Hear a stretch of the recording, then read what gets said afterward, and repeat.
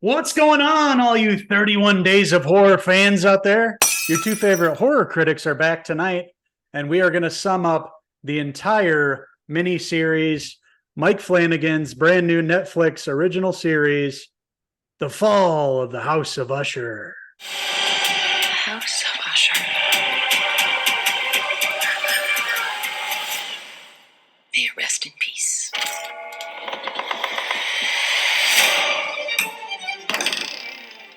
Oh, that's right. These wild ghouls are back for more 31 Days of Horror. We're back talking about the brand new series. We just reviewed the first episode, had a great time with it. We're back to summarize and talk about what we liked about this 8-episode run on Netflix. Fantastic series from start to finish. I was blown away by it. I just finished it today. You had a quick binge. You did yours in a couple days. Like I wanted to, I just didn't have the time. But man, it was so good. I thoroughly enjoyed this series. What a great cast. I mean, Mike Flanagan brings back the actors, for every series. A lot of them anyway. There's been a mix and match over the past few series. And, after watching this series and thinking back to high school, reading the Edgar Allan Poe books, just a great adaptation, a modern day adaptation of those works, and just a masterful job of putting it all together, in these 8 episodes. A terrific binge, and, some really standout, shocking moments throughout the series. Each one of the House of Usher, each of Roderick's kids, gets an interesting death. And it all ties back to a meeting that Roderick and Madeline Usher had many years back when they were, very young, on New Year's Eve, meeting with this mysterious character, Verna, played by Carla Gugino. And it all stems from meeting her and what happens, throughout their life and as they grow up and get into this pharmaceutical company, Fortunato, and building this wealthy empire. But it's all based on lies and death. And it all comes back to bite them in the end. It's basically Verna's character is like, I'll give you wealth and power and everything you ever want in life, but your family's all going to die, essentially. And that's fast forwards many years later when he's obviously older, played by Bruce Greenwood, but the young version was played by Zach Gilford. Yeah, from Friday Night Lights, which was also Midnight Mass as well. So, Flanagan has a lot of the actors, actresses returning from all his work is really cool. But fast forwarding, one by one in each episode, one of the kids dies essentially as adults in the most gruesome way. And I will say the show is absolutely brutal. Wasn't expecting that at all. Like some of the death scenes are really, really gnarly, especially the one not giving too much away, but has to do with this acid and they all just get burned and melted and really awesome stuff. Each of them face a memorable and brutal death. And, each one of the kids has their own demons and what they're battling. And it's foreshadowed throughout the series. And Verna's character, if you didn't notice before, Verna, it's an anagram of the Raven. So Verna and Raven, that's essentially who she's playing, a version of the devil, a harbinger of death. And when they made that deal those years ago, it shows them fast forwarded, obviously, when they're older.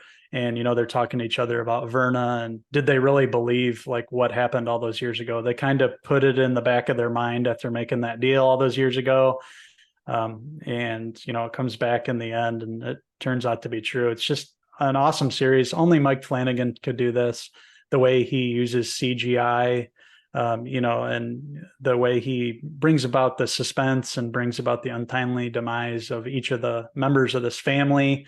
And we should also mention that, playing the lawyer of the family is Arthur Pym, played by the one, the only, that's right, Luke Skywalker himself, Mark Hamill, in a really awesome role, something that we haven't seen from him before. And I really enjoyed his performance in the show. Sometimes when he was talking as Arthur Pym, it sounded like the Joker, like when he voiced the Joker.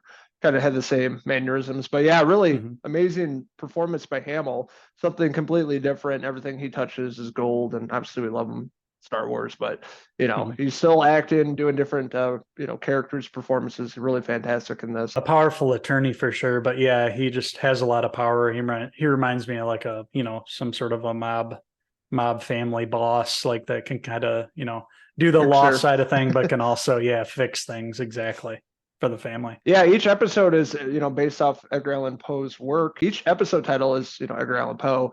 Mine being episode 7 is my favorite, The Pit and the Pendulum, was really No. great. But you had the Yes. Raven episode, Telltale, list goes on and on. Each episode obviously revolving around Edgar Allan Poe's work and how they incorporate his stories into a modern adaptation, that's more modern to our times. Yeah, for sure. There's so many standout performances on this. For me, I'd say my top two, I'm going to mention Bruce Greenwood kills it. I mean, he nailed this role. Uncle Kev said before that I guess Frank Langella was originally cast and then had some sexual misconduct allegations apparently, and they ended up going with Bruce Greenwood. He killed it. He just nailed this role. He was great in it. He played the haunted version of his, like when he got older, he just played that so well. Talking with the character of Augie, somebody that he knew from the past, this investigator. And, I also appreciated that actor. I thought he played that very well, sitting down with the modern day Roderick and finding out what happened, his confession basically, and hearing all that and putting everything together. Bruce Greenwood, number one for me.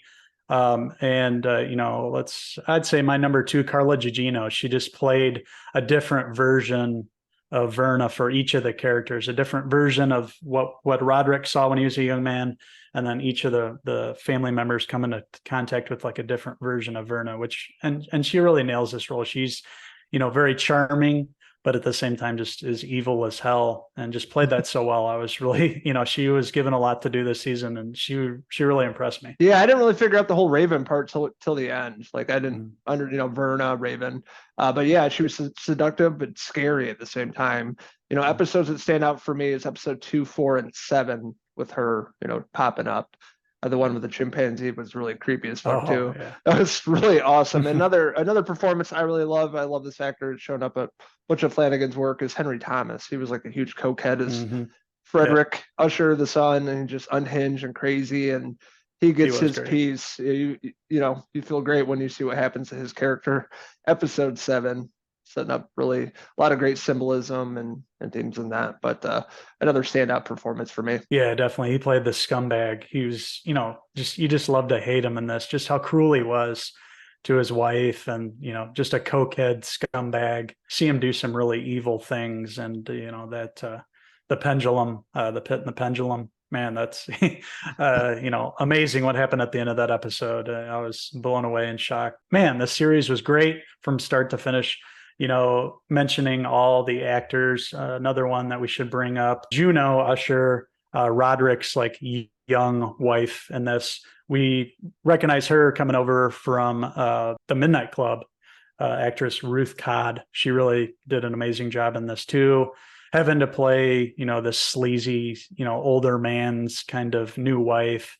And she was given a nice arc over the episodes. She's hooked on this libogaine, I think is what the drug is called. She's hooked on that drug throughout, which is what, the ushers basically are selling through Fortunato, and she's hooked in it. And there's some really awesome scenes with her and Roderick, and the arc of her character I thought was really awesome as well. Yeah, I'd have to agree with you. I really like that character a lot, and definitely one of the better ones. In the final episode, you really see some satisfaction coming to her character, which is really, really great. Something I didn't see coming. But overall, just another amazing series from Mike Flanagan. Love the cast across the board. I love the set design. I love the story. I just really fell into this world.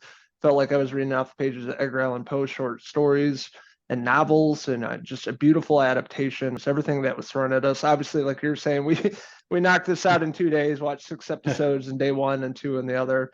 And that's how it is every time he releases something. I'm just in love with what he's showing us, and it's just one of the best working in the industry for sure. And I'm excited to see what he brings on Amazon with the Dark Tower series. That should be amazing. That's a great series too. Yes. So I think he's going to do us justice. And just another great series, bingeable watch during 31 Days of Horror, and a show we highly recommend watching during the Halloween season.